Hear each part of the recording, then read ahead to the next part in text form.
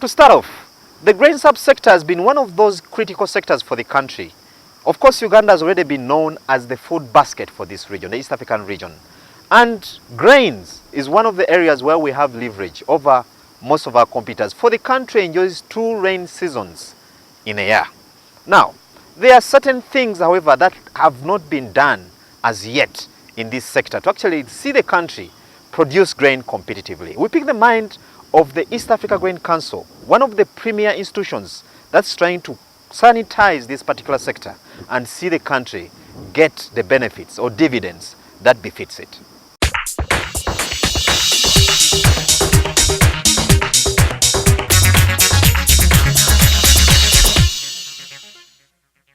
Eastern Africa Grain Council is a regional, non-for-profit business membership organization for the grain industry in Eastern and Southern Africa.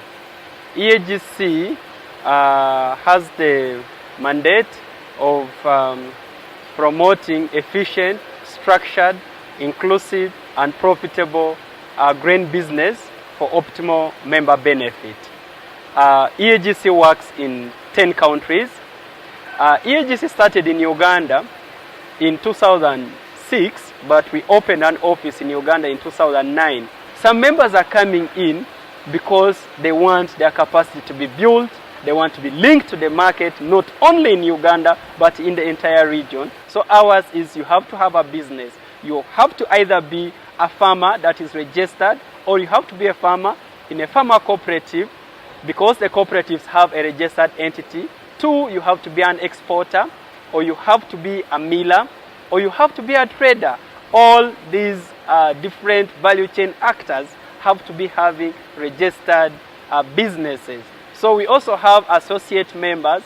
These are members that support the agriculture value chain. For example, we have the financial institutions like banks, and we have agro-input dealers, and then the seed companies. All these join as associate members. We also have equipment providers, people who install silos like what we are seeing behind us here. So all these people who install the silos, we have new members that have joined in the equipment provision. On the achievements of EAGC, we have so far built capacities of the value chain actors in different aspects of trade. So we have capacity building in warehouse operations, where we train 54 warehouse operators. And these are certified by EAGC as qualified personnel to manage certified warehouses. So EAGC also has trained graders. In partnership with the Uganda National Bureaus of Standards, we have trained 54 graders of grain. So these people are able to grade the grains, to categorize them in the different grades, like grade 1, grade 2, and grade 3, according to the East Africa Community Staple Food Standards. Our role is to see our members do trade, they do more trade, and they do better trade. So in this slogan, we are looking at also, we've had capacity building in the lines of aflatoxins. We've trained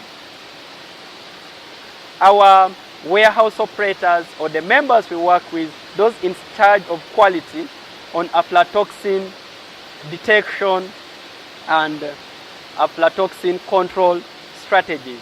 And some of these members, we were able to give them aflatoxin detection kits, such that they can analyze aflatoxin on receipt of grains. As you are aware, Uganda in early 2018, around Feb-March, we lost a deal that Uganda had signed with the Kenyan government to supply 600,000 metric tons of grain to the National Cereal and Produce Board of Kenya.